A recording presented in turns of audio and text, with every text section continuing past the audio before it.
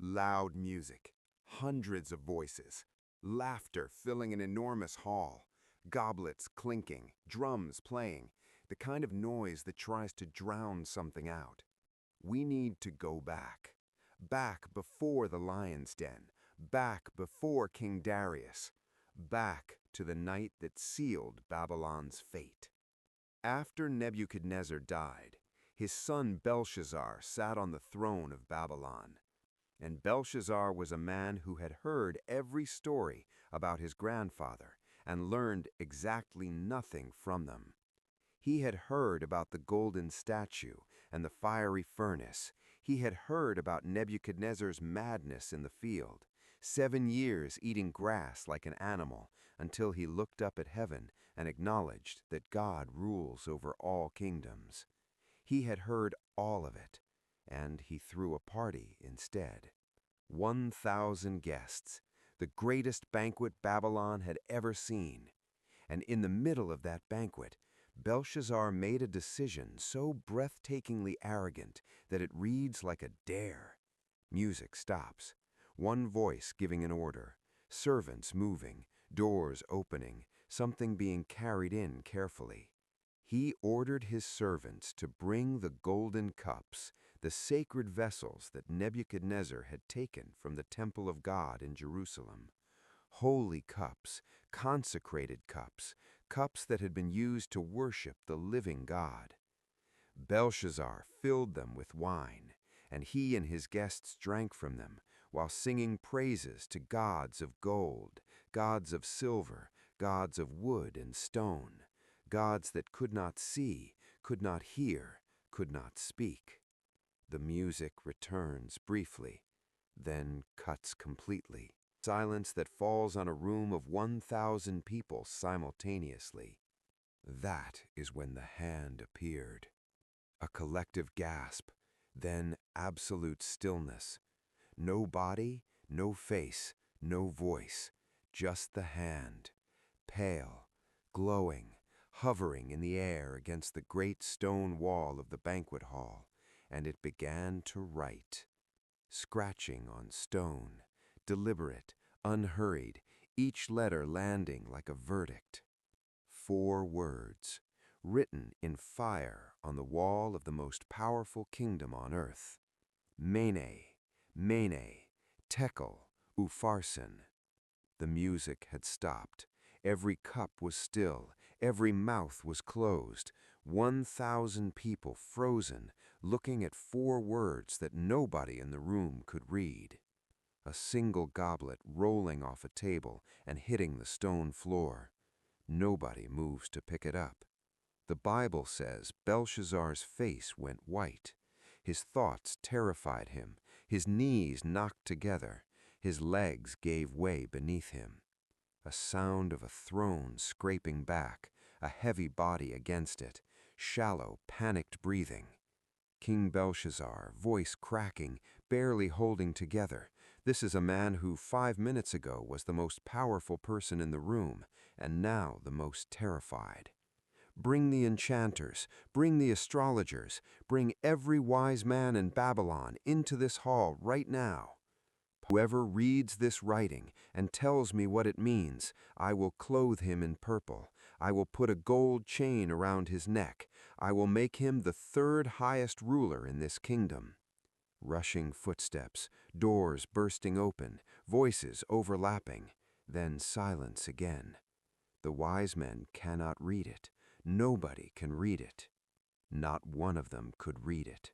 Not one of them could tell the king what those 4 words meant, and the king's terror doubled. The queen's voice, older, steady, cutting through the panic of the hall. Queen, calm, measured, the only composed voice in the entire room. O king, live forever. Do not let your thoughts terrify you. There is a man in your kingdom who has the spirit of the holy gods. In the days of your grandfather, light and understanding and wisdom like the wisdom of the gods was found in him. His name is Daniel. Call for Daniel. A messenger running, doors, corridors, a knock on a different door somewhere quieter in the palace. Daniel was brought in. And here is what strikes me most about this moment. Daniel walked into a hall of 1,000 frozen people, a terrified king, and 4 burning words on a wall, and his face showed nothing. No fear, no awe, no excitement. Just the same face he wore when he prayed, the same face he wore in the lion's den, the same face.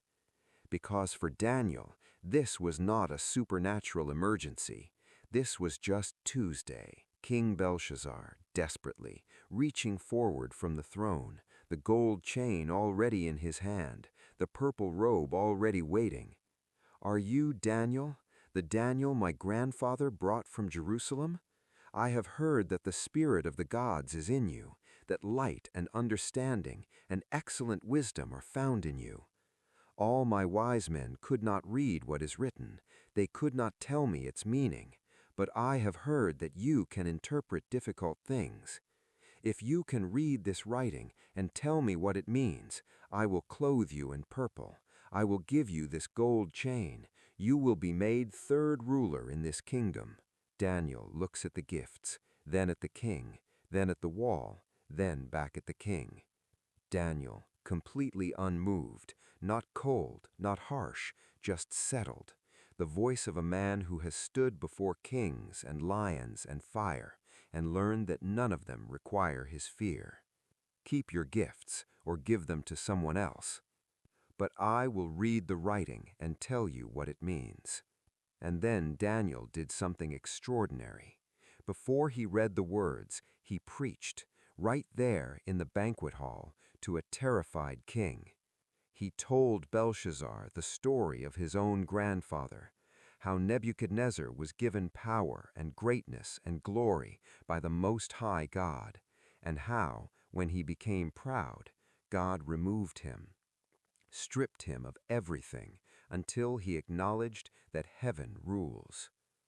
And then Daniel looked at Belshazzar and said, standing straight, voice now carrying the full weight of what he's about to say, not loud, not performative, just absolutely certain. But you, Belshazzar, you knew all of this. You knew what happened to your grandfather, and you have not humbled yourself. Instead, you set yourself up against the Lord of heaven. You had the goblets from his temple brought to you, and you and your nobles, your wives, your concubines, drank wine from them. You praised gods of silver and gold, gods of bronze, iron, wood, and stone, gods that could not see, could not hear, could not speak. His voice drops to its most solemn and final. But you did not honor the God who holds your life in his hand. Therefore, he sent this hand, and this is what is written. Mene, God has numbered the days of your reign, and he has brought it to an end. Tekel, you have been weighed on the scales and found wanting. Paris, your kingdom is divided and given to the Medes and the Persians. The sound of the hall is completely still, not even breathing audible. Then someone drops something, then whispered voices beginning. Belshazzar kept his word. He clothed him in purple. He put the gold chain around his neck. He proclaimed him third ruler in the kingdom. That very night, Belshazzar, king of Babylon, was killed. Distant sounds of battle, gates breaking, armies moving, the inevitable arriving. And Darius the Mede took over the kingdom, just as the wall had said. God does not warn forever.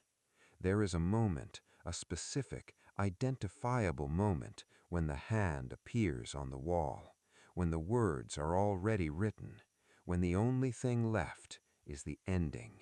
Belshazzar had every opportunity to be different from his grandfather. He had the whole story right in front of him. He chose the party instead. I do not tell you this to frighten you. I tell you this because there's someone watching this who has been postponing a decision they know they need to make. Not a small decision, the decision. The one that keeps surfacing every time the noise stops. Do not wait for the hand on the wall. The God who wrote those words is the same God who is patient enough to be writing you a different message right now. One that says, come back.